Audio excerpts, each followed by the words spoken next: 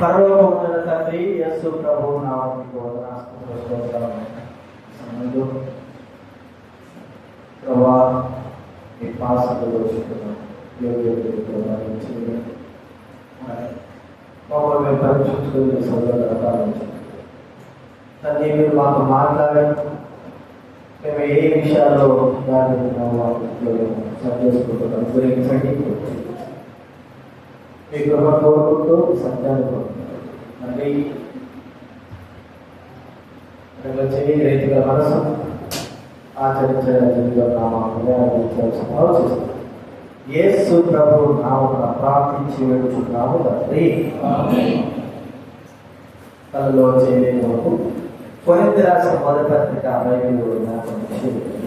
152 page number తెచ్చి చూస్తే అక్కడ మీరు చదవరు. 152 బైబిల్ వెనక నుంచి 150 10వ అధ్యాయము మొదటి కొరింథీ రాసిన పత్రిక 10వ అధ్యాయం 16-17 అందరం చదవాలి. బైబిల్ వెనక నుంచి 152 మొదటి కొరింథీ 10వ అధ్యాయం 16-17. మనము దీవించు ఆశీర్వచన పాత్రలు కావుట క్రీస్తు రక్తంలో పాల్గొనబడ్డాయి కదా. మనము విరుచుబట్టే నోట క్రీస్తు శరీరంలో పాల్గొనబడ్డాయి కదా. మనమందరము ఆ ఒకటే రొట్టెలో పాల్గొంటున్నాము. రొట్టె ఉంటే కనుక అనేకులమైన మనము ఒక్క శరీరమై ఉన్నాము. అలాగే గల్తీ రాసిన పత్రిక అది బైబిల్ నుంచి 169 పేజీ నెంబర్ 160 గల్తీ రాసిన పత్రిక 3వ అధ్యాయం 3వ వచనం అందరం చూడాలి. గల్తీయులకు రాసిన పత్రిక 3వ అధ్యాయం 3వ వచనం. వీరింత అవివేకులైరా, మొదట ఆత్మానుసారంగా ఆరంభించి ఇప్పుడు శరీరానుసారముగా పరిపూర్ణులగురా.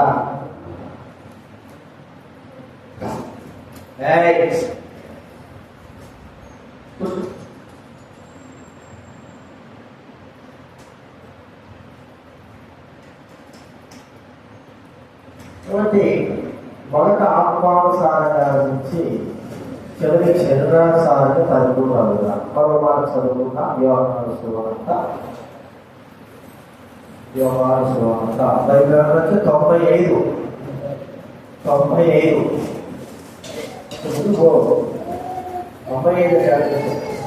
పైన పేపర్ నెంబర్ 2 పేపర్ నెంబర్ 95 13వ అధ్యాయం యోహాను సువార్త 13వ అధ్యాయము 27వ వచనం అందరూ చదువుతున్నారు. యోహాను సువార్త 95 పేజీ నెంబర్ 13వ అధ్యాయము 27వ వచనం అందరూ.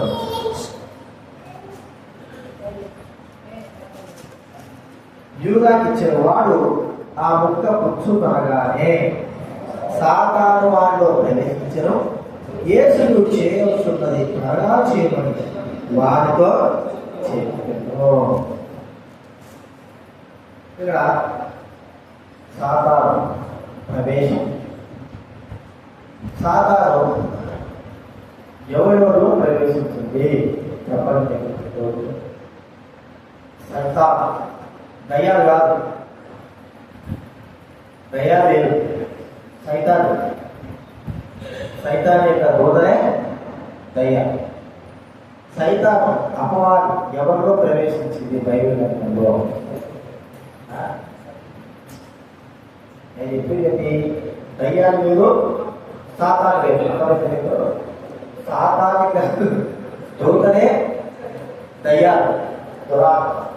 సాతాను ఎవరిలో ప్రవేశించింది?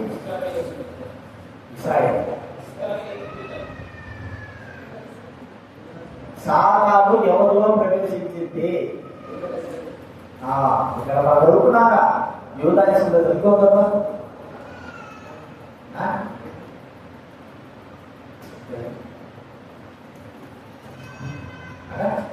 చెప్పు, ఎవరిలో ప్రవేశించింది?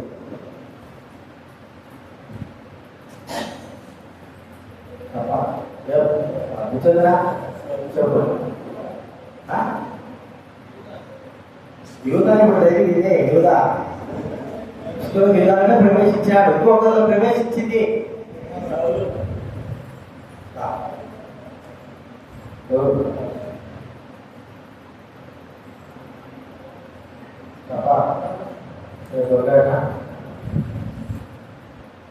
ఇద్దరిలోనే ప్రవేశించింది సైతాన్. ఒకరు ఇంకొకరు అవలో ప్రవేశించారు. పాపం సర్పంలో ప్రవేశించింది. సర్పం అనేది ఒక జంతువు. ఆ జంతువుని ఏం చేసింది? సర్పం సైతాను దాంట్లో ప్రవేశించి ఆ రెండింటిలోనే ప్రవేశించింది. ఎవరో ప్రవేశించడానికి అధికారం లేదు.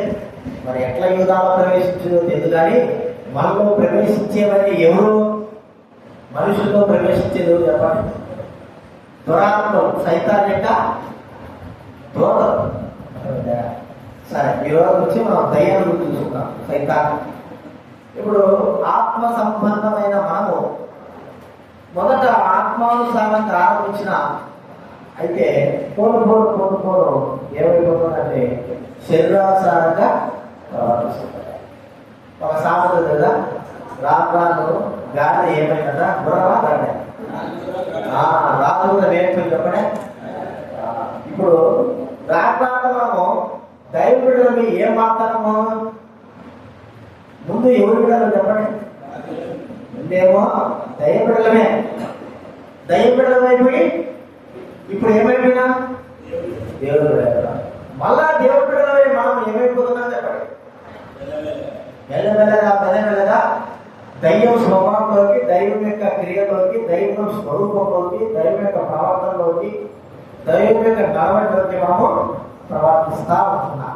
ఇప్పుడు వాక్యం మనం చూసుకుందాం.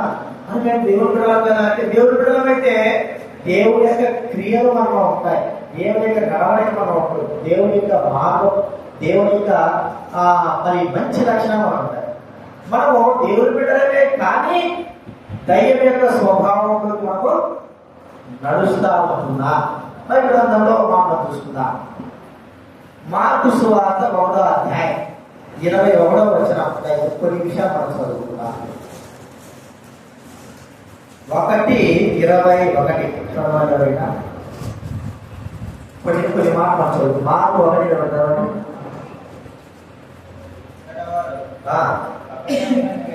కపెర్నహూములోకి వెళ్ళి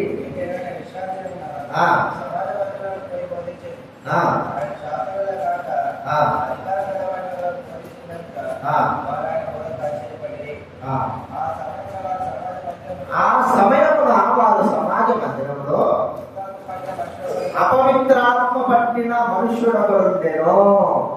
ఎక్కడున్నాడు?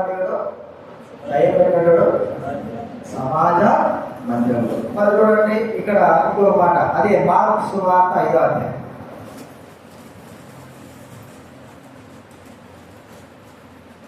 5వ వచనం. మార్కు సువార్త 5వ అధ్యాయం 5వ వచనం. వాడు ఎల్లప్పుడూ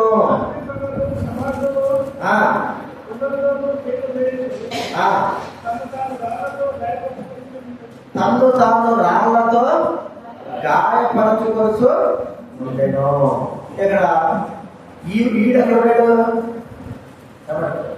ఒకడేమో సమాజ మందిరంలో, పనిలోకే మందిరంలో దేవుని ఆరాధించేటువంటి సమాజ మందిరం. ఇది దేవాలయం, మనమందరం కూడుకొని ఆరాధించడం. దేవాలయం వేరు, సమాజ మందిరము వేరు. ఇప్పుడు దేవాలయం అంటే దేవుడి మందిరం, సమాజ మందిరం అంటే వాడు ఎలా సంచార కూడుకొని ప్రార్థన చేస్తుంటారు చూసావా? అట్లాగా ఒక సమాజంలో ఒక ఇల్లు సమాజం అందరూ కూడుకొని ఆరాధించే సమయంలో ఒకడున్నాడు. వాడికి ఏం పట్టింది చెప్పండి? దైవం పట్టింది. ఇంకోటి దైవం పట్టింది. వాడు ఎక్కడ ఉన్నాడు? సమాజంలో ఉన్నాడు. మరి ఈ దైవం పట్టిన వారు సమాజంలో ఉన్నాడు. ఇంకొకటి దైవం పట్టినటువంటి ఏం చేశాడంటే, మా బాధ సుఖాసు వార్తలో దేవుడు మరి విశ్రాంతిలో ఒక స్త్రీ నడుము ఉండిపోయి, ఆమె కూడా సమాజ మందిరం దగ్గర ఉంది. నడుము ఉండిపోయిన ఒక స్త్రీ, ఆమె కూడా దైవం పట్టింది. ఆమె కూడా నడుము ఉండిపోయింది. అంటే దైవం పట్టిన వాళ్ళు పలుపలు వృత్తిలో పలుపలు స్థితులలో ఉంటున్నారు అని మనం చూస్తున్నాం. అందరూ దైవం పడితే ఒకే రీతిలో ఒకే విధానం ఉండరు. ఒక్కొక్క రీతిలో దయ్యం పెట్టాడు ఇతను బెదిరిస్తాడు, దయ్యం పెట్టాడు వాడవాడు కొట్టుకుంటాడు, దయ్యం పెట్టాడు తెలుసుగా ఒక అధికారి ఒక కుమారుడు దయ్యం పడితే వాడు ఎక్కడున్నాడు చెప్పండి. అప్పుడప్పుడు నీళ్ళలో పడడం, అగ్నిలో పడడము, మోసపోవడం, దూరం దాచుకోవడం అని చూస్తున్నాడు. ఇప్పుడు సేనా దయ్యం పడ్డాడు ఎక్కడున్నాడు?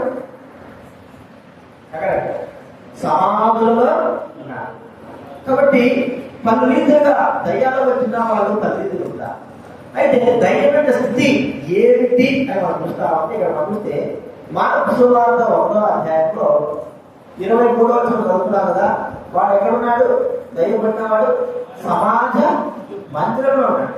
అయితే మనం యోహాను సువార్త ఇక్కడ చదువుకున్నాం. దయ్యం పట్టినటువంటి, దయ్యము ప్రవేశించినటువంటి ఈ ఇస్కరియోతు దేవుని సన్నిధిలో ఉండకపోకుండా బయటికి వెళ్ళిపోయినాడు. చూడండి ఆ మాట చూస్తే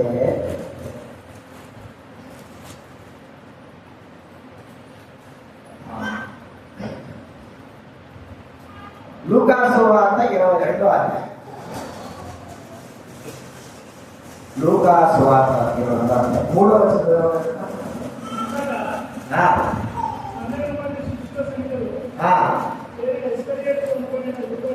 యూదాలో సాతాను ప్రవేశించెను. చదవండి. వాడు వెళ్ళి వాడు ఏం చేశాడంటే వాడు వెళ్ళాడు. ఎప్పుడు బయటికి వెళ్ళిపోయినాడు. బయటికి వెళ్ళిపోయిన వాడిగా మనం చూస్తా ఉన్నాం. ఇక్కడ మనం గమనించాల్సింది ఏంటంటే మార్కు సువార్త 1వ అధ్యాయంలో సమాజ మందిరంలో దేవుడు ఆరాధించే స్థలంలో ఉండవలసిన ఒక వ్యక్తికి దయ్యం పడుతుంది. దేవుడు ఆరాధించవలసిన దగ్గర ఉన్న వ్యక్తి అదే దయ్యం బట్టి బయటికి వెళ్తాడు. ఒక దయ్యం బట్టి దేవుడు సన్నిధిలో ఉన్నాడు, ఒక దయ్యం బట్టి ఎక్కడ వెళ్తున్నాడు చెప్పండి? సమాజ మందిరంలో నుంచి బయటకు వెళ్తున్నాడు, ఒక సమాజ మందిరంలో ఉంటున్నాడు. దీనికి అర్థం ఏంటి? మనం ఆలోచిస్తే దేవుడి సన్నిధిలో చాలా మంది ఇస్రాయేలు విధాలుగా ప్రవర్తించేవారుగా ఉన్నారు. అంటే దేవుడి సన్నిధిలో ఉండవలసిన వారు దేవుడి సన్నిధిలో ఉండకోకుండా దేవుడి సన్నిధిలో నుంచి బయటికి వెళ్ళిపోతారు. దీన్ని బట్టి మనం అర్థం చేసుకోవాలా? ఎందుకు ఒక్కోసారి మనం అంటా ఉంటాం, బయటకు పోవద్దు, మాట్లాడద్దు, దేవుడి సన్నిధిలో ఉండండి, దేవుడి సన్నిధిలో ఉండండి. ఎందుకు చెప్తా ఉంటాం కదా? మనము బయటికి వెళ్ళకూడదు. అనగా దేవుడి సన్నిధిని అనుభవించే మనము ఒక్కోసారి సైతాన్ని ఏం చేస్తుంటే మనము దైవ పడకపోయినప్పటికీ దైవం యొక్క క్రియలు ఆకర్షణ ద్వారా దేవుడి సన్నిధిలో నుంచి మనం బయటికి ఏదో పక్కన ముగిపోయినట్టుగా అసలు తీసుకొని బయటికి వెళ్ళిపోతాం. ఆడ ఏమో కానీ దేవుడు బయటికి వెళ్ళిపోయి దేవుని యొక్క సన్నిధిని ఆనందాన్ని కూడా ఏం చేస్తారు చెప్పండి? పోగొట్టుకునే వారంగా ఉంటారు దేవుని సన్నిధిని ఆనందాన్ని. అందుకే వీడు ఎలాగున్నారంటే దేవుని సన్నిధిలో ఇస్కరియోతుగా ఉండలేకపోతున్నాడు. కారణం ఏమిటి? దేవుని సన్నిధిలో ఉన్నప్పటికీ కూడా తన జీవితం మార్చబడలేదు. కాబట్టి తనలోకి అపవాది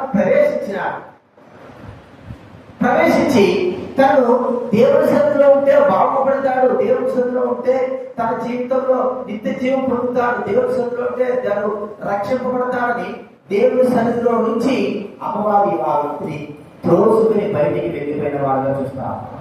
ఈ దినాల్లో ఎలాగో ఉన్నారు దైవపడిన మనం దేవుని సన్నిధిలో నిఖరంగా కూర్చోగలుగుతున్నాం, చక్కగా కూర్చోగలుగుతున్నాం. కనీసము మనకి ఇవ్వబడినటువంటి వారానికి ఒక్కసారి ఈ స్థలంలో 3 గంటల సేపు మనము దేవుని సన్నిధిలో కూర్చోగలుగుతున్నామా? వాళ్ళరా నువ్వు కూర్చోలేక వెళ్ళడం, బయటికి వెళ్ళిపోవడం అర్థం ఏంటంటే దయ్యం మనం తోచుకోగలుగుతా. ఏమిటావో దేవుడుగా, ఏమిటావో దేవుడి వాక్యం, ఏమిటావో దేవుడి సన్నిధి ఎప్పుడు వచ్చేది కదా. నువ్వు ఏం రక్షింపబడతావు? నీవే వాడతారా? లోకి సాతాను త్రోసుకుని వెళ్ళినట్లుగా దేవుడి సన్నిధిలో నుంచి ఆ వ్యక్తి త్రోసివేయబడిన వాడుగా చూస్తా. ఈ దినాల్లో మాట చూస్తే ఆదాము అవరు ఏం చేశారు చెప్పండి, వారు తప్పు చేసిన తర్వాత వారు దేవుని సన్నిధిలో నిలవగలుగుతూ వచ్చారా? వడలేకపోయినారు, తోసిమే కదా. మరి కయ్యను తప్పు చేశాడు, దేవుని సన్నిధిలో వడగలుగుతూ వచ్చారా? లేదు. ఎందుకు? సాతాను వారిని దేవుని సన్నిధిలో ఉండలేకుండా తోసివేసింది. అనేది మనం గుర్తించాల్సిన వారు. ఈ దినాల్లో మనం దేవుని సన్నిధిలో ఉండకపోకుండా త్రోసివేయబడిన వారంగా, అంటే త్రోసివేయబడిన అర్థం ఏమిటి? మనం దేవుడికి దూరం చేయబడినట్లుగా ఉండడం.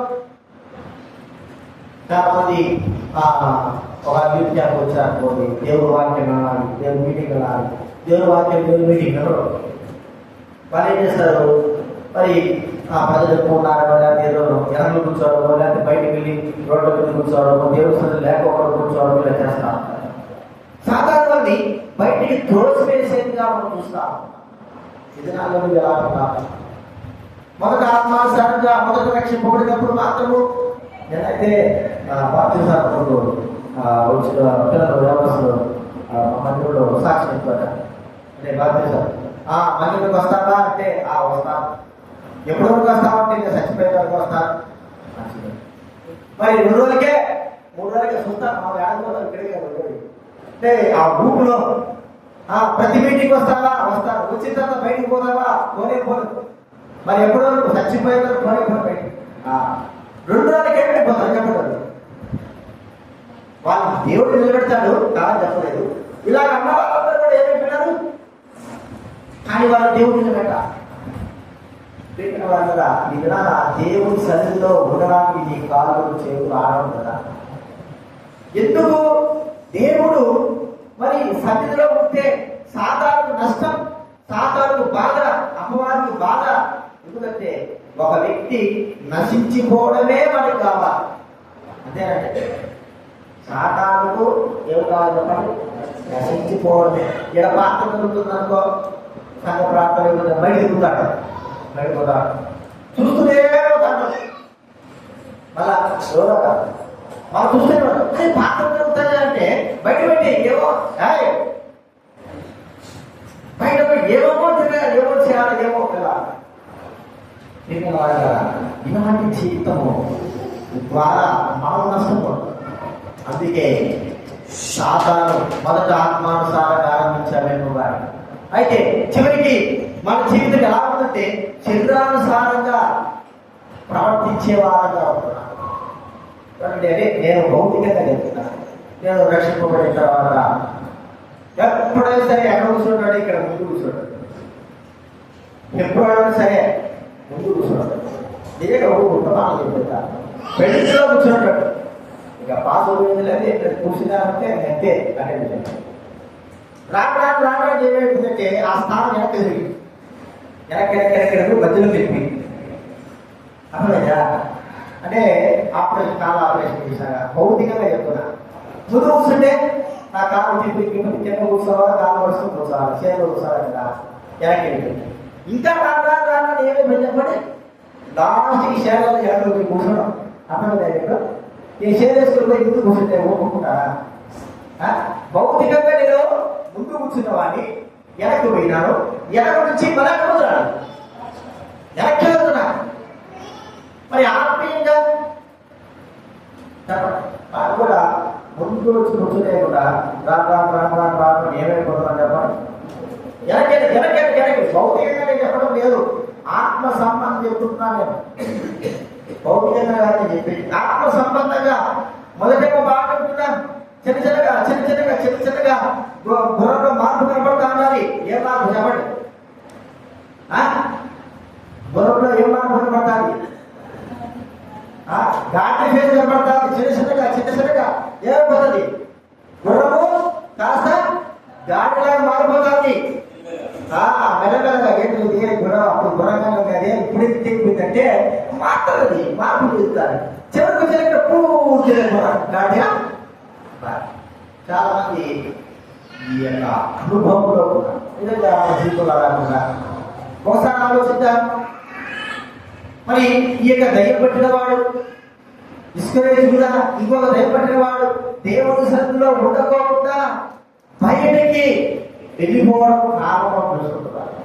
ఎందుకంటే వారు దేవుని సన్నిధిలో ఉన్నా వారు పెట్టినట్టు ధైర్యము దేవుని సన్నిధిలో వారు ఉంచకపోకుండా వారిని త్రోసుకొని వెళ్తారు.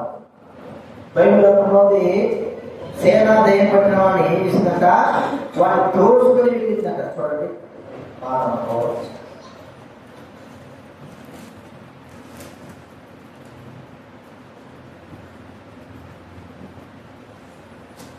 లూకాసు వార్త 8వ అధ్యాయం వాడు తోసుకుని వెళ్ళడం మాట 8వ అధ్యాయం 29వ వచనం. లూకా 8 బైబిల్ నుంచి 59. లూకా 8వ అధ్యాయము 29. ఏదనగా ఆయన మనుషుని విడిచి అపవిత్రాత్మ ఆజ్ఞాపించను, పట్టుకుచూ వచ్చను గనుక వారి గొడుసులతో కాల సంఖ్యలతో కట్టి కానీ వాడు బంధకములను తెంపగా ఏం దొరుకుతుంటావా? దయ్యము వారిని ఎక్కడ దొరుకుపోయింది? అడవిలో దొరుకుపోయింది. అంటారా దయ్యము దయపడ్డాడనుకోండి, ఎవరైనా దయపడితే ఏమవుతాడు? వాడు ఎప్పుడున్నా ఇష్టపడు ఎక్కబోవాలి, బయటికి వెళ్ళిపోవాలనుకుంటాడు, అడవిలో తరుపుకొని పోయాను. దేవుడి సన్నిధిలోకి ఉండకోకుండా మనం వెళ్ళడం అది ఏం చూపిస్తుందంటే దయ్యం యొక్క స్వభావాన్ని చూపిస్తాం.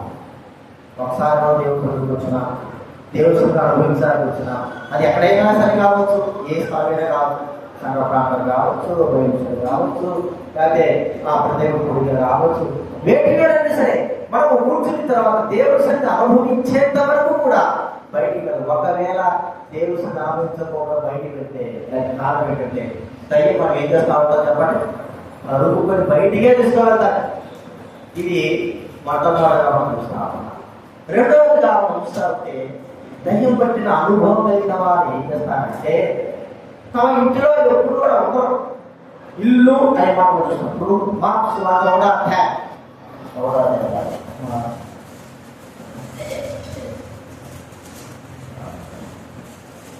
5వ అధ్యాయం మార్క్స్ వార్త 5వ అధ్యాయం 3వ చదవబడిన మార్క్స్ వార్త 5వ అధ్యాయం 3వ వచనం. వాడు సమాధులలో నివాసము చేసడి వాడు ఎక్కడ చేస్తాడు? వాడు సమాధి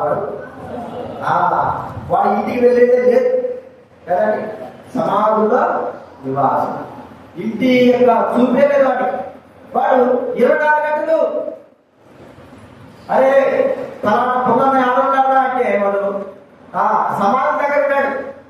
ఎందుకు వాడికి దయ్యం పట్టింది? మరి దయ్యం పట్టినటువంటి ఆడున్నాడు వాడు అంటే వాడు సమాధి దగ్గర ఉన్నాడు, కూర్చోని ఉన్నాడు. ఎక్కడున్నాడంటే పట్టణి ఇబ్బంది చేసి వాడు సమాధుల్లో పిచ్చి శాస్త్రం చేస్తా ఉంటాడు. సమాధులు ఎక్కడాడు మీరు చూసినారు, అగోరి వచ్చింది కదా ఇటీవల అగోరి మనము చూస్తాం. ఎక్కడ ఉంటారంట? ఆమె యొక్క ఇల్లు ఒక ఇల్లు నివాస స్థలం ఎక్కడ? సమాధే నివాస స్థలం అంతా కూడా రాత్రి పగులు సమాధిలోనే. మరి దేవుని ఇల్లు అనేది మనం చూస్తూ ఉంటే మన ఇల్లు అని మనం చూసుకుంటున్నాం. సమాధులనే ఇల్లు కూడా మనం చూస్తాం. దేవుని సన్నిధిలో దేవుని ఇంటిలో ఎన్ని దినాలు గడుపుతున్నాం? చాలా మంది దేవుని సన్నిధిలో అనుభవించడానికి కొరకై వారు దివరాత్రం ఉండడానికి ఇష్టం. బైబిల్లో ఉంది ఒక దినం పోగొట్టుకుంటే 1000 దినాలతో పోగొట్టుకున్న సమానంగా దేవుడి వాక్యం చెబుతా ఉంటే ప్రికరవాదన ఈ సమాధుల్లో ఉండేవాడు లేదా ఇంటికాలంలో వాడు ఇంటికాల పట్టిన దయ్యము వాడు ఎక్కడ వరకు దోసుకొని వెళ్ళి చెప్పండి సమాధుల్లోకి. అంటే వాడు ఎప్పుడు ఇల్లు చూసినాడో, ఎప్పుడు కుటుంబాలు చూసినాడో, ఎప్పుడు వాడిగా భార్యపడి చూసినాడో, ఎప్పుడు తల్లిదండ్రులు చూసినాడో తెలియదు. కానీ వాడి యొక్క జీవితం అంతా కూడా ఎప్పుడు శాతము సమాధులలో ఉన్నట్టుగా మనం చూస్తాం. సమాధి యొక్క స్థితి ఆ బయటికి ఎక్కినాడు తెలిసాకడా వారి యొక్క సమాధిక స్థితి మనం చూస్తే పిల్లల్ని మీరు అందుకే నేను తంతే మీరు బాధపడతారు, వాళ్ళ బయట లేకపోయా అందరి లోపల పంపు బెసితో పంపు లోపలికి ఏడ్చిన పంపలేదు, 2 తల్లులను పంపించండి. సమాధిలో వాడు ఉన్న స్థితి విధానంలో మనం తిరిగేటువంటి స్థలాలు ఎలా ఎప్పుడు దేనిలో మనం సమాధికి ఎదుర్కొన్నాం కదా. ఎవరో చచ్చిపోతే ఒక రెండోగా చచ్చిపోయిన వారిని జ్ఞాపకం చేసుకోవడానికి సమాధులు అనేది ఎంత అంతేనా నేను అంతకంటే మరి ఎక్కువగా మనం ఎక్కడుంటాము, మన ఇంటి దగ్గర మన నివాసంలో ఉంటాం. అయితే వీడు ఎక్కడ ఉన్నాడంటే సమాధులలోకి వెళ్ళిపోతా ఉన్నాడు. ఈ దినాల్లో ప్రజలే వారు దైవమైన వారు ఎలా ఉన్నారంటే లోకం అనే సమాధులలో తిరుగుతా ఉన్నారు. బైబిల్లో వాక్యం రాబట్టి మీరు సున్నం కొట్టిన సమాధుల మీద నడుస్తా ఉన్నారు. అవి సమాధులను ఎరుగగా అంతేనండి, సున్నం కొట్టిన సమాధులు అవి సమాధులను తెలియక వాటి మీద నడుస్తున్నారు, వాటి మీద కూర్చుంటున్నారు. అంటే లోకపరమైన విషయమై మనం ఎక్కువగా వాటిని వెంబడించి ఆ స్థానంలో ఎక్కువగా మనం గడుపుతా ఉంటున్నాం.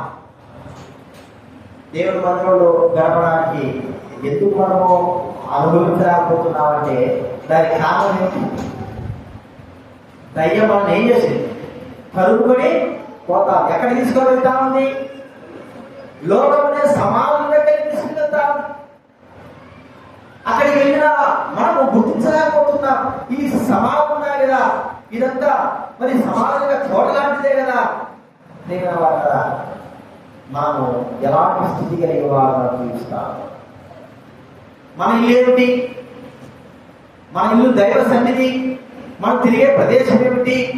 లోకంలో ఉన్న సమాజంలో తోట లాంటిది. అయితే ఎక్కడ ఎక్కువ సమయాన్ని గడుపుకుంటున్నా? భౌతిక పరంగా అయితే మనం ఇంట్లో ఎక్కువ గడుపుకుంటున్నా. ఎప్పుడో ఒకసారి సమాజం కదా. ఆత్మపరంగా లోకంలో సమాజంలో తోటలో మనం ఎక్కువగా తిరుగుతూ ఉంటున్నా. మరి ఆత్మపరంగా ఎక్కడ ఉంటున్నా? దైవ సన్నిధి ఉంటున్నావా? దైవ కార్యం ఉంటున్నావా? ఎక్కడ తిరుగుతున్నావు చెప్పండి. లోకమనే సమాధుల తోటలలో మనకి నివాసం అత్యధికంగా గడుపుతాం. ఒకవేళ తీసుకురావాలంటే బలవంతా తీసుకురావాలి. ఇప్పుడు దైవపడ్డాడు అక్కడ వెళ్ళిపోయాడు సమాధులకి.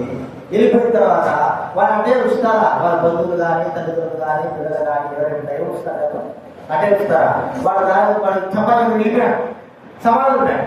సరే మరి రాత్రి వరకు 7 గంటల 5 గంటల వరకు 6 గంటల వరకు వాడు బ్రతకలేకపోయినా వాడు సమాధంలో ఉంటే చివరికి కనీసం రాత్రికైనా సరే వాడు తల్లిదండ్రులు వారు కుటుంబస్తులు వాడు పట్టుకొని సంఖ్యలతో బంధించైనా సరే ఇంటిలోకి తీసుకొస్తారు.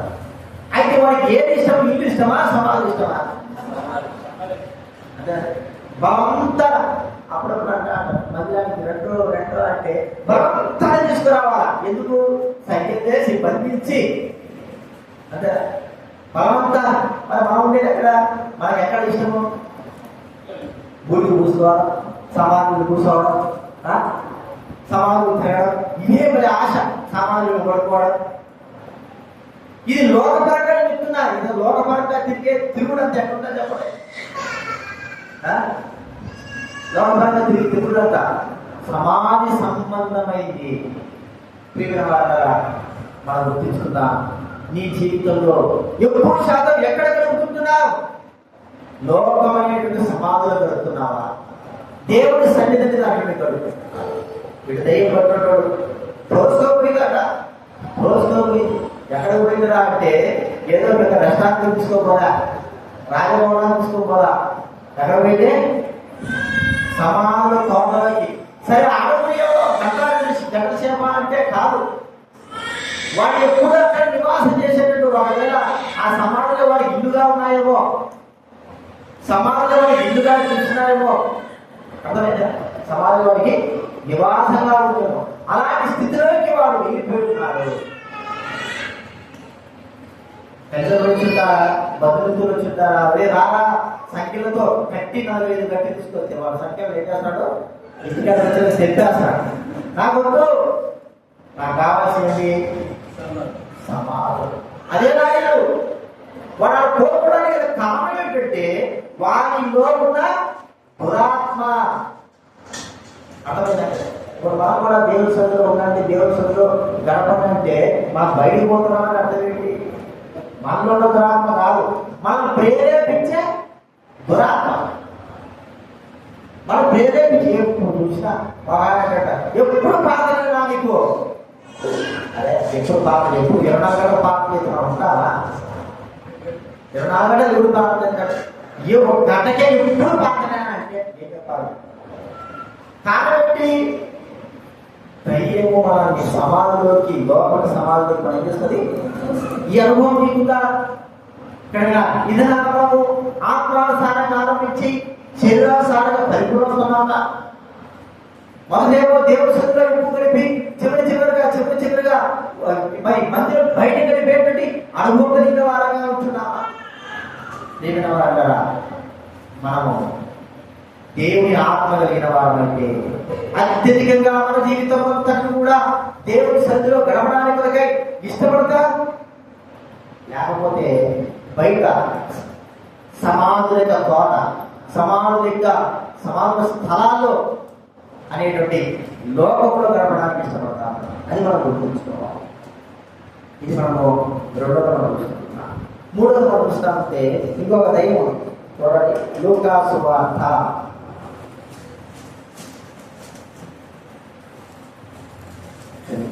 9వ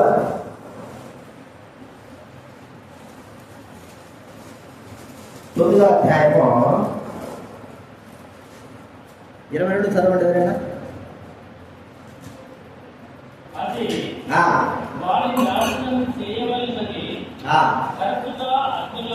అగ్నిలోను పడద్రోయును ఏమైనాను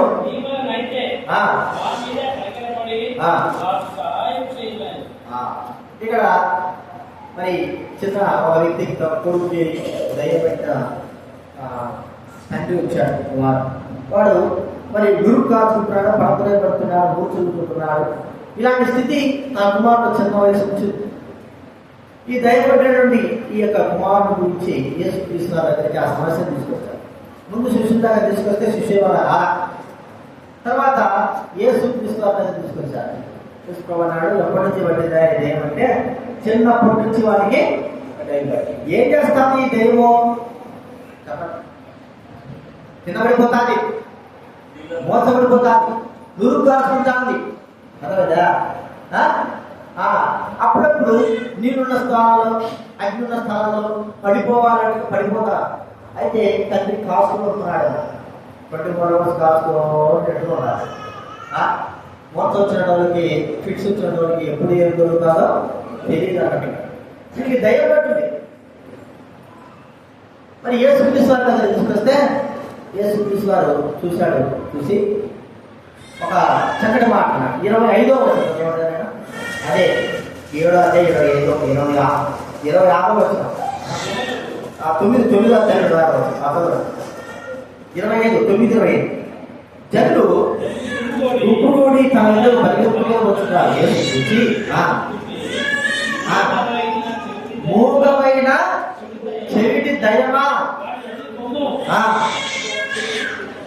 వాటిని వదిలి ఇదే చేతులతో ఎత్తుకుంటే ఇదే ఇవ్వాలి. అప్పుడప్పుడు ఉపయోగపడదు, చేతుల మీద పెట్టుకుంటే ఇట్టే ఉంటారు. అలవాటేదండి బాగా. మోగమైన చెవిటి దైవమా అన్నాడు. ఇప్పుడు శిష్యులు గ్రహించలేకపోయినారు. శిష్యులు ఏమంటున్నారు? దైవమా పో అంటే అంటారు. అర్థమైతే అంటారు, గురికి కాచుకుంటారు. పోయినావా అంటే అంటారు, కానీ మళ్ళా వస్తాం.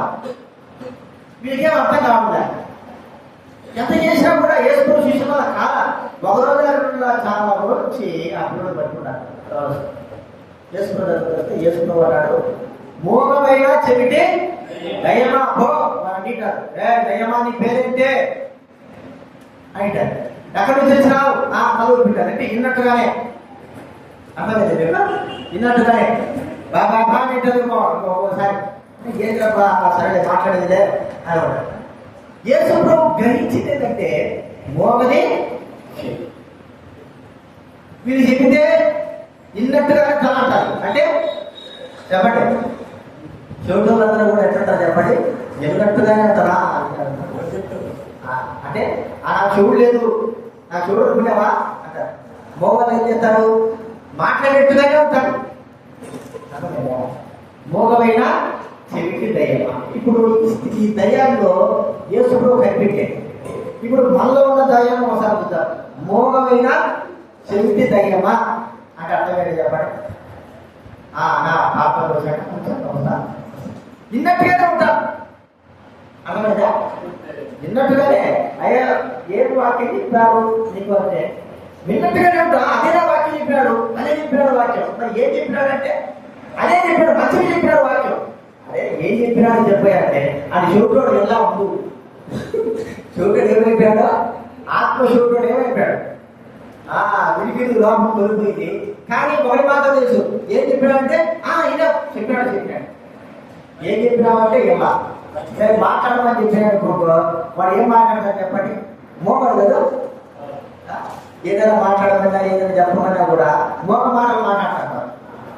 ఆత్మ సంబంధంగా నీవు శోకుడుగా లేకపోతే మోగడుగా దేవుడు చెప్పిన మాటలను చెప్పి విన్నట్టే ఉంటామని కదా. దేవుడు చెప్పినటువంటి మాటలు చేసినట్టే ఉంటామని మనం చెయ్యం. దేవుడు చెప్పిన మాటలు పలిగినట్టే ఉంటాం కానీ పలగడే కొంతమంది స్పష్టంగా మాట్లాడు, కానీ పలుకుతారు వాళ్ళు, కానీ స్పష్టంగా వాళ్ళ మాటలు అసలుకే వినపడదు. మోగ అంటే అర్థం ఏంటంటే పెదాలు వదులుతూ ఉంటాయి కానీ నోట్లో చేయమా చెప్పండి. ఏం కాదు ఆడవాళ్ళని చేయమంటే ఇప్పుడు మైక్ ఇస్తున్నా కానీ సరిపోయింది. మీకు మైక్ లేకపోతే మైక్ లేకపోతే మైక్ ఇచ్చినా కాబట్టి పాటలు పడుతున్నాయి. మైక్ లేకపోతే చెప్పండి స్వరం ఇక్కడ వినపడదా? మైక్ ఉంది కాబట్టి ఇది ఏం చేసింది? నా స్వరాన్ని గట్టిగా వినపడిస్తున్నారు అంతేనా? మరి పాటలు విడిగిడి చెప్పింది చేయడం ఇవన్నీ కూడా ఏంటంటే మన అవిధేయత స్థితిలో చూపిస్తాయి. చెప్పినట్టే వింటాం, విన్నట్టుగానే ఉంటాం, మాట్లాడినట్టుగానే ఉంటాం, చెప్పినట్టుగానే ఉంటాం, ఏమీ కూడా ఈ దయ్యం అట్లాంటి వారి బట్ట దయ్యం అన్నా సరే యేసు ప్రభు కొనుక్కున్నాడు. మా బట్ట దయ్యం ఎవరు కొనుక్కోవాలా చెప్పండి? వారి బట్ట దయ్యమో యేసు ప్రభు కొనుక్కున్నాడు. ఈ లోపల కొన్ని బట్టి దయాలు భక్తులేని వారు కొనుక్కుంటారు. మాకు బట్ట దయ్యమో కనుక్కోలేకపోతాం. ఎక్కబట్టితో అర్థం కాదు. మాని అవిధేయత స్థితిలోకి, మాట వినని స్థితిలోకి, దేవుడు మాటలు మరి చెప్పలేని స్థితిలోకి, వినలేని స్థితిలోకి ఈ దయ్యం మనల్ని ఏం చేస్తుంది? దినాల్లో మనం ఒకసారి గుర్తించుకుందాం. ఒకరో ఇద్దరు అనుకోండి. యేసు ప్రభు గురించి నీవు చెప్పు, యేసు ప్రభు గురించి వివరించు, యేసు ప్రభు స్వార్థం గురించి వివరించినట్టే మనం కానీ మైకు గారు తగ్గించిన లేకపోతే ఒక 10 మంది ప్రజలు ఉండి వారి మధ్య మనం చెప్పమన్నా గట్టిగా ధైర్యంగా చెప్పగలిగే స్థాయి ఉంటారా?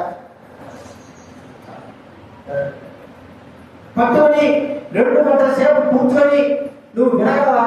నిన్న పోయినామో ఆ బాప్తిసానికి ఆయన మమ్మల్ని చంపినాడు. 12 గంటలు ముందు పెట్టినాడు, 2 పరుగులు పెట్టాడు. వాక్యం దిమ్మ తిరిగిపోయింది. ఒక మాట పాడినాము, 7 వాక్యాలు చెప్పాడు, 7 మాటలు చెప్పాడు గంట. మళ్ళా ఒక పాట పాడినాము, 7 మాటలు చెప్పాడు గంట. గంట కంటే 7 14 ఏని చెప్పండి ఎవరండి పాయింట్లు 7 14 పాయింట్లు చెప్పాడు. మీ యొక్క ప్రియమైన సహోదరుడు ఇక 4 వాక్యం కూర్చోలేక ఎంతసేపు వింటారు? మీకు వాక్యాన్ని ఎంతసేపు వినాలి చెప్తున్నా. వాక్యాన్ని ఇంకా అంత చెప్పినా కూడా వినగలిగేటువంటి స్తోమత మన హృదయాల్లో రావాలి. నిద్రలో ఒక గంటకి 10 నిమిషాలు 20 నిమిషాలకి అరగంటకి మనము వినలేక చెవుడు మందమైపోతుంది. చెవిటి కదా, చెవిటి ఏం చేస్తా చెప్పండి, విన్నంతసేపు విని చెవుడుగా వినలేకపోవడం అంటే దేవుడి వాక్యమేమో ఒకసారి గుర్తించుకున్నా. దేవుడి సన్నిధిలో దైవ వాక్యములు వినడానికి కొరకై ఎంతగా నీవు దేవుడి సన్నిధిలో దేవుడు శుద్ధించడానికి కొరకై నీ యొక్క పెదవులు ఎంతగా ఆరాధిస్తుంటున్నాయి, ప్రార్థన చేసుకుంటున్నాయి. లేకపోతే దేవుడి సన్నిధిలో దేవుడు మాటలు చెప్పడానికి ఎంతగా నీవు ముందుకుంటున్నావు. ఈ దినాల్లో వినడం తక్కువైపోయింది, మాట్లాడడం తక్కువైపోయింది. దేవుడి కొరకై, దేవుడి సన్నిధి కొరకై. కారణం ఏంటంటే మోహమైన చెవిటి దైవ్యం యొక్క స్థితి కలిగిన వారన్నారు. ప్రియమైన వారు కదా. ఇప్పుడు ఇంకా తక్కువ. నా పోయినాడు హైదరాబాద్ పోయినప్పుడు ఆయన పోతే ఆయన అన్నాడు సగపెద్ద 8 గంటలకు ఆరంభించా 9:30, 8 గంటలకు ముగించా 11, 8 గంటలకు ఆరంభించా చెప్పండి. ఎంత టైం మనం గడిపే టైం ఎంత అవుతుంది చెప్పండి? 9:30, 10:30 అంటే గంటన్నరలో ఏం చేయాలి? గంటన్నరలో ముగించాలా చెప్పండి? గంటన్నరలో ఆనందవంతంగా బలవంతంగా ముగించేశానా? అదే కదా ఇప్పుడు వచ్చింది. అప్పుడు అనేది చెప్పింది అంటే వినలేకపోవడము. నాకు తెలిసి ఇంకా రాబోయే నాకు ఏమవుతుంది చెప్పంటే, గంట కంటే ఎక్కువ చెప్పకూడదు, మేము వినలేము, మా వల్ల కాదు అనేటువంటి స్థాయిలోకి మానవుడు వచ్చేస్తాడు.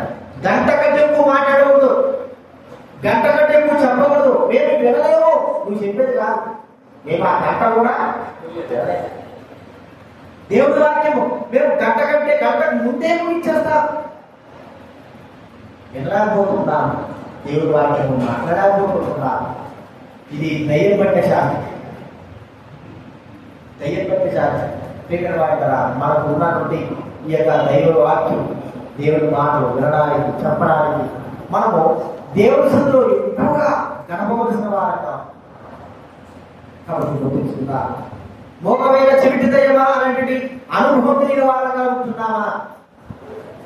దేవుడి సన్నిధిలో అలాంటి అనుభవం కలిగిన వారంగా మన జీవితాలు ఉంటున్నాయా? మనం పరీక్షించుకుందాం మన జీవితాన్ని. మరి ప్రభుత్వం అంత మాత్రమే కాకుండా చివరిగా ఒక మాట చూసుకుందా, అదే మత్తయి సువార్త 8వ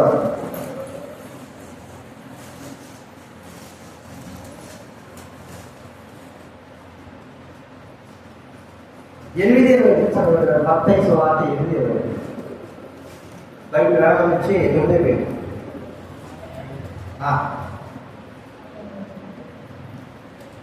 మత్తయి సువార్త 8వ అధ్యాయం 25వ చదవండి.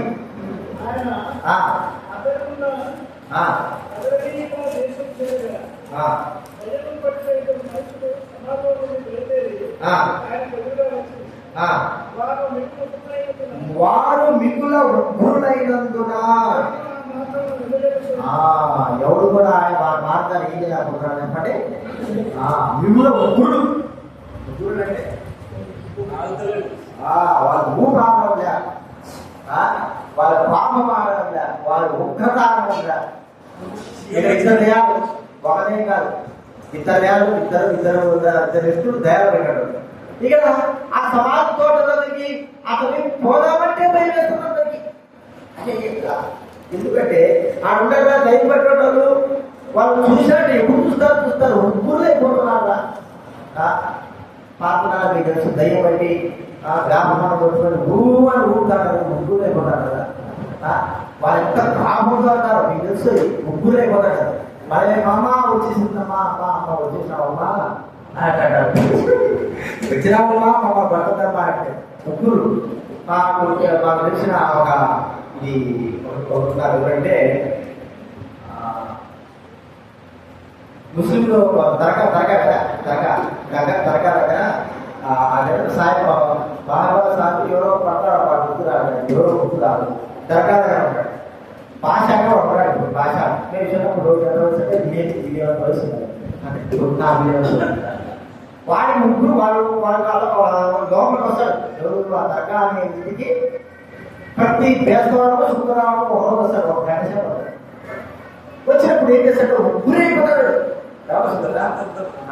ముగ్గురైపోతాడు. ముగ్గురైపోతే వాడు ఇద్దరు ముఖ్యం కాదు, వాడితో పాటు ఉంటే ఆశీర్వాదం దీపం పొందుతాడని ఇదొక వ్యవహారం, ఇదొక ప్లేస్. ఏదైతే వాడు ఏముంటేనే చేతులు పట్టుకొని పోయాడంటే చేయబట్టుకుంటాడు, అటు ఇటు ఇద్దరు మొక్కలు పట్టుకుంటాడు, పట్టుకుంటాడు వదలడు. కనీసం కిలోమీటర్ పైకి తీస్తాడండి. నిజమే చెప్తాడు, ఊరికే కాదు. ఆ పరిగెత్తిన వాళ్ళు నేను ఒకటి అర్థమైంది. ఎందుకు ఆ పరిగెత్తిన వాళ్ళ ఒక ఎట్టపోతాడంటే వాడు చెప్పుకుంటాము రాత్రి పూట 7 గంటలకి అందరూ ప్రజలు ఉంటారు. అప్పటికి నైవేద్యం పెడతారు, అన్ని పెడతారు. అప్పుడు వస్తాడు ఇక పట్టుకుంటాడు. ఇక అదే పరువు ఎక్కడ పోతాడు, కంప చెట్లు కూడా మనకి లెక్క ఉండవు. కంప చెట్లు ముగ్గురే పోతాడు. మళ్ళా అక్కడికి భరించుకుంటారు సార్. ఈ దెబ్బతో ఇద్దరు పట్టుకుంటాడు, ఇద్దరులా మీరు తప్పారు. నిజంగా నా జీవితం జరిగింది కానీ మీకు చెప్తాను. వాడు తెచ్చేది వాడు కంపలో పోతాడు. నాకు అధికారులు మీకు చెప్పాను, మా 3 సంవత్సరాలు చెప్పులే అక్కడ చెప్పులే ఆ దినాలే జరిగితే ఇది నాకు బాగా జ్ఞాపకం. ఇక చెప్పు లేకుండా నాల మీద పరుగు వాడు ముగ్గురు అక్కడికి వచ్చిన తర్వాత ముగ్గురిని చెప్తారు. ఎవరు ఆ సమయంలో ఈ పట్టుకున్న వీళ్ళిద్దరు సావు రాదు. ఇక వాడు ఇడిపించుకున్నాక వాడు మొన్నడు అర్థమైతే చెప్పేది ఇడిపించుకున్నాడు. సరే దాంట్లో దారిలో పరిగెత్తాడంటే కాదు, కప్ప చెప్పులు పరిగెత్తాడు. ఇక నా వల్ల ఒకసారి చూసాను, 3సారి ఉంటాడు. ఆయన దూరం ఎందుకు వాడు వాడు ఉగ్రత కట్టుకుంటారు. ఇది నాలో ఉగ్రత కట్టుకుంటారు చెప్పని. మా ఉగ్రతకి దేవుడు మనకి కావాల్సిన కూడా ఏం చేస్తారు అర్థమైందా? మా ఉగ్రతకే రావాల్సిన కూడా ఏమవుతాడు, రాకుండా పరిగెత్తా ఉంటాడు. ఎందుకు దయ్యం బట్టి శాస్త్రం ఉంటాయి. దయ్యం బట్టి ఎక్కడుంటారు ఉగ్రతలో పోతా. ఇక ఏమనుకుంటారు, నేనే అంటాడు. వీడు భయపడిపోతాడు. పక్కన వచ్చేటోడు లేకపోతే నాయన వద్దులేరా సార్, వీడు ఇంత భయపడిస్తాను. నేను ఎందుకు పిల్లలు మిమ్మల్ని ఎందుకు భయపడిస్తాను, మిమ్మల్ని పిల్లలు ఎందుకు భయపడిస్తే భయపడుతున్న పదం అంతే. పిల్లలు భయపడిచేది మీకైనా భయపడతారు, నాకైనా భయపడతారని. మిమ్మల్ని ఎందుకు భయపడిస్తాను, మీరేనా భయపడిస్తారు. నేనే అంట. మనం మేము భయపడి రామా అంటే కారణం ఏంటి, మాలో ఉన్నటువంటి ఉగ్రత, దయ్యం బట్ట ఉగ్రత. ఇతరాల్లో నా జీవితంలో ఒకసారి గుర్తించుకున్నాను. ఉగ్రత అనేది అది మనకి ఎంతో నష్టాన్ని చేస్తుంది. భయభీతులు కల్పిస్తారు. ప్రజలైన వారిని వాడగా ఆ వ్యక్తి దయ్యం పట్టేవాడు. ఆ దాంట్లో ఎవరు వెళ్ళినా కూడా భయభీతులు కల్పిస్తా ఉంటున్నాడు కదా. మనకు తెలుసు, వీధిలో ఉన్నట్టు కుక్కలు ఊరికే మొరుగుతా ఉంటే అందరికీ భయమే. ఇంటికాడ కుక్క మురిగినా, వీధిలో ఉన్న కుక్క మురిగినా యాడ కలుస్తుందో అని భయం అంతే. మరి దయ్యం పెట్టడం ఉంటే వాడు ఇంకా చాలా డేంజర్, కుక్క కంటే డేంజర్. కుక్కన్నా కలిస్తే దయ్యం పట్టడానికి వాడికి చాలా డేంజర్ కదా. ఒకసారి దయ్యం పెట్టేటోడు ప్రభుదాసు చనిపోయినాడు శ్రీకాకుళంకి. వాడు ఏంటంటే ఒకసారి ఏదో మాటల మందిరంలో వాళ్ళ అక్క చెల్లెలు శ్రీకాకుళంలో చెబితే చాలా బూతు ఏదో మాట వస్తే వాడు దయ్యం పెట్టింది. వాడికి అప్పుడే దయ్యం వచ్చి నాకు దయ్యం వచ్చింది. దానికి నిజంగా దయ్యం వచ్చి ఉన్నాడు మందిరంలో పిలిపిన దగ్గర ఉన్నా. నేను ఊకే కాదు, వాడు వచ్చి మైక్ స్టాండ్ తీసుకొని విశ్లేషణ మరో బయట నేను నాకే ఎవరితో కాదు. వాడు అంత ఉగ్గన వాడు ఆపైన మా తాము చచ్చిపోయాడు. అంటే వాడు ఏం చేస్తాడో తెలియదు. మా అంటే జరుగుతుంది. వాళ్ళే అవిశ్వాసులు లోపస్తులు వాళ్ళు వస్తే వాళ్ళ పరిస్థితి ఏమిటి? అందుకే మా జీవితంలో భయము మనం చూసి భయపడడం అనేది ప్రాముఖ్యం కాదు, కానీ మనం చూసి ప్రేమ కలిగి ఉండడం అనేది చాలా ఈ దినాల్లో దయ్యం పెట్టిన వారు లాగా ప్రవర్తించడం, మనం ఇతరులు భయపెట్టడం, భయభూతులు గురి చేయడం, ఇన్ని కూడా మన జీవితంలో ఉంటాం. కాబట్టి ఈ వ్యక్తి ద్వారా అనేకమైన వారు అభ్యంతరపడుతున్నారు. దయ్యం పట్టిన వారి ద్వారా అనేకమైన వారు దైవికులు జరుగుతున్నారు. మనం కూడా అలాగే ఉంటున్నాం, మన జీవితాలు కూడా అలాగే ఉంటున్నాయి. మనము అనేకమైన వారిని ఆహ్వానించవలసిన వారంగా ఉంటున్నాం. మనం చూసి భయపడలేదు కాదు. ఒకవేళ భయపడినారే అనుకో, మనం అనుకుంటే నన్ను చూసి వారు వ్యక్తి ఏం చేశాడు అంతేనండి. అర్థమైందా? నన్ను చూసి ఆ వ్యక్తి ఎందుకు భయపడ్డాడు? ఇప్పుడు ఇద్దరున్నారంటే ఇద్దరు దైవం బట్టి సమాధులు ఉన్నారు. వీరిద్దరిని బట్టి 10 మంది పోతారున్నా కూడా భయపడుతున్నారు. ఎందుకు? 10 మంది ఆ ఇద్దరిని కొట్టలేరా? ఆ ఇద్దరిని ఏమి చేయలేరా? అర్థమైందా? ఏమైనా చేయొచ్చు, కానీ వాళ్ళు ఏమి చేసినా కూడా నష్టం ఎవరికి? ఆ వ్యక్తికే. వాడు ఏం చేసినా కూడా ఆ ఇద్దరు దయ్యాలు పట్టిన వారికి నష్టం అవుతుంది. ఎందుకు? వాళ్ళు ఉండే దేవుడు ఎవరు చెప్పండి. మీకు ఒక చిన్న ఉదాహరణ. ఫుల్లుగా తాగాడు, అర్థమైంది? ఫుల్లుగా తాగి వాడు చేసే గోళ చెప్పడానికి అర్థమైందా? వాడి నువ్వు కూడా ఏమనడంలే. తాగినప్పుడు పోలీసులు తీసుకొచ్చారు, లాకర్లో పెట్టి వీడికి తాళం వేశారు, రాత్రి తీసుకొచ్చారు. వాడు తాగినంత పొద్దు దిగిన తర్వాత ఏం చేశారు?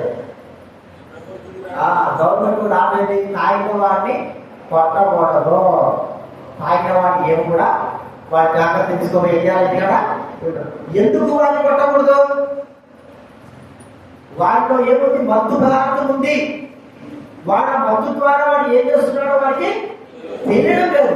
ఒకవేళ తగ్గితే కొట్టే వాడికి ఏం అనిపించదు, కానీ మత్తు దిగిపోయిన తర్వాత వాడికి అన్ని కూడా ఎంతో వాడి శరీరానికి నష్టం.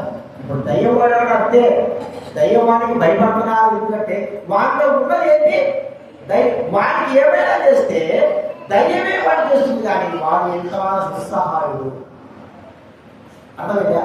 అందుకే ఇతరులు కూడా మనకు భయపడుతూ ఉన్నారంటే అర్థం ఏమిటంటే మనలో ఉన్న దైవ శాస్త్రం బట్టియే, మన బట్టి కాదు. మనలో ఉన్న దైవమైన ఆత్మ బట్టి అయితే ప్రేమిస్తారు. అర్థమైందా? ప్రేమిస్తారు. అది మనలో ఉన్న దైవం బట్టి ఏం చేస్తారు? ఎందుకు భయపడినట్టుగా అంటున్నారంటే మనకి ఏదైనా అవుతాదేమో, వాళ్ళైతే మన ద్వారా వాళ్ళకి ఏదైనా కింద దొరుకుతుందేమో అని మనం గుర్తించుకోవాల్సిన వారా. కాబట్టి ఈ అనుభవం అందరినీ భయపెట్టేటువంటి స్థితిలోకి తీసుకొచ్చినాడు ఈ దైవం. ఏదైనా అలా ఉన్నారా?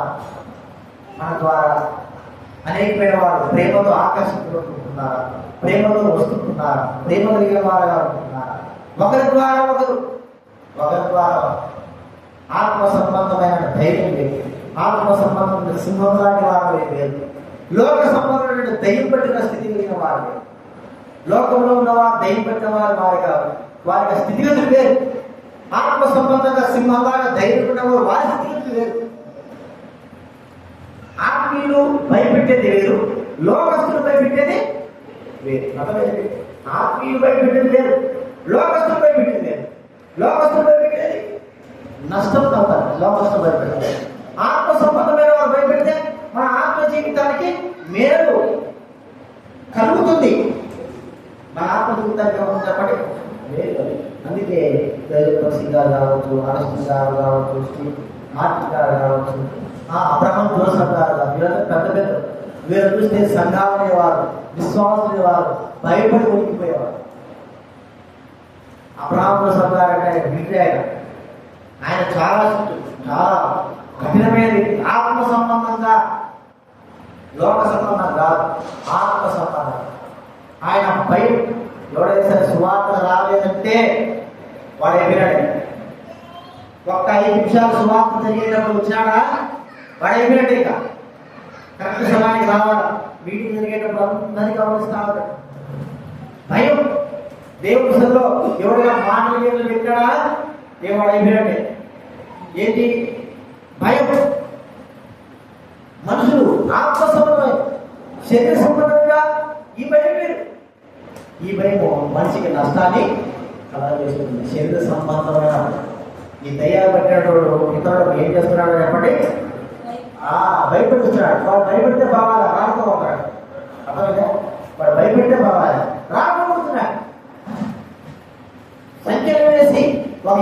9 పట్టుకుని సంఖ్యలు వేసినా కూడా ఆ సంఖ్యలను ఏం చేస్తున్నాడు? ఎత్తి పారేస్తాడు. అంత భయపడి ఏదో ప్రజలకు హాని చేసే వాడుగా ఉన్నాడు ఈ భయం. అయితే ఆత్మ సంబంధమైన భయం మానవుడికి, వారి ఆత్మనికి, వారి జీవనానికి మేలు కలిగించేదిగా చూస్తారు. అందుకే దైవుడైన వారు దైవుడు ఆ దినాలు వారికి భయపడుతూ వచ్చారు. వారి భయము, దైవికమైన భయము వారి జీవితానికి మేలు కలగజేస్తూ వచ్చింది. ఈ దినాల్లో మనం కూడా దైవికంగా భయము కలిగిన వారుగా మనం భయపెట్టేది కాదు, దైవికంగా మనం కూడా భయం. అందుకే పిల్లల విషయంలో కూడా గుర్తించుకోనండి, భయభక్తులు లేకుండా వారిని పెంచడం ద్వారా మనకు నష్టము. ఈ పిల్లలు కలిగి ఉండొచ్చు, కానీ పిల్లలు భయభక్తులు లేకుండా వారు ఉండడం ద్వారా చాలా నష్టం. ఎవరికి నష్టము? మీకే నష్టం. మీకొక్కరికే కాదు, వారు ఎక్కడికి పోయినా కూడా అక్కడికే నష్టం.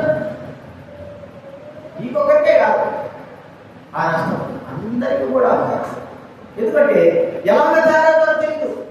భయము పిల్లలు బట్టి రికార్డు వాళ్ళు ముగ్గురాడు ఆయన, వాడు ఉంటే అక్కడ కూడా భయము, భీతి. అంటాడు ఆ తమ్ముడు ఇల్లు రాగాడు, వాడు వస్తాడంటే సార్ మా అమ్మ, మా చిన్నమ్మ ఇక చూసి అక్కడ ఆ మధ్య ఉండదు, ఇప్పటికి ఉంది. వాడు వస్తాడంటే సార్ భయం. ఎంత భయం అంటే అంత భయం. వాడు మామూలుగా ఉంటాడా అంటే ఉండడు. మా అమ్మ తప్పడానికి కత్తి పట్టుకుని ఊరంతా తిరుగుతాడు. ఎందుకు? తాగేదానికి డబ్బీదని చెప్తున్నా, తాగేదానికి డబ్బీలు, లేకపోతే మా అవసరానికి డబ్బీలు. వాడు ఎట్లా ఆర్డర్ చేసి ఫుడ్ తాగొచ్చి ఇంకా మా అమ్మ మీద అనాథం చేస్తాడు. వాడు ఉన్నాడంటే సంట్లో మా అమ్మ గడగడ గుర్తుంటాడు. ఎప్పుడు తాగినప్పుడే అర్థమైందా? అది లోడు ఎప్పుడు దిగుతాడా అంటే ప్రతి రోజు ఉదయం మొదలుకుంటే రాత్రి కూడా లోడుది దిగేది అనేగా ఎప్పుడు ఫుల్ లోడు రాసింది. ఇప్పుడు ఎందుకంటే భయపడాల్సి వచ్చింది చెప్పండి? ఎందుకు భయపడాల్సి వచ్చింది? చిన్న వయసులో చిన్నప్పటి సందర్భంలోనే మా చిన్నాయన చనిపోయాడు. ఇక వీళ్ళు నాయన చనిపోయాడు కదా అని వాళ్ళు ఎన్నించింది కొడుకుని కాబట్టి వదిలిపెట్టి పోవడం, వాళ్ళకి ఏమైనా సరే పట్టణంలో చేయకుండా వదిలిపెట్టి వాళ్ళు లోకంలో వస్తున్న తిరిగి చాలా భయంకరంగా తయారు. భయంకరంగా చివరికి తల్లిదండ్రులు భయపెట్టే వాళ్ళగా ఉన్నారు. లోకంలో ఉన్న వాళ్ళు కూడా భయపడే స్థితి కలిగిన వాళ్ళ చేయబడ్డారు. ఇది లోకంలో దయపెట్టే వాడు కదా. మనకదైతే ఆత్మ సంబంధంగా మనకు దయపెట్టే వాళ్ళు మనం ఎట్టున్నాం? మన ద్వారా ఇతరులు భయపడే దేవుని సన్నిధికి రాకపోతున్నారా? మన జీవితం ద్వారా ఇది మనం పరీక్షించుకోవాల్సిన వారా కాదు. మనం ప్రభువు అర్పించుకున్న జీవితాన్ని ప్రభువు ప్రార్థన చేసుకుంటాము.